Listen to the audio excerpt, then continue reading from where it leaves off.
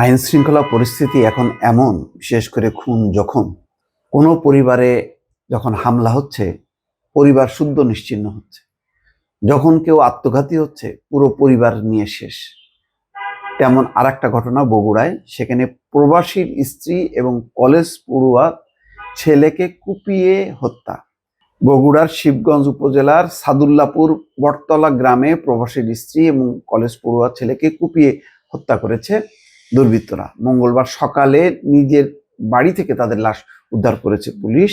নিহত ব্যক্তিরা হলেন ওই গ্রামের প্রবাসী ইদ্রিস আলীর স্ত্রী রানী বেগম 40 এবং এই দম্পতির ছেলে ইমরান হোসেন। ইমরান বগুড়া শহরের ফকিরউদ্দিন স্কুল অ্যান্ড কলেজের এইচএসসি প্রথম বর্ষের শিক্ষার্থী ছিলেন।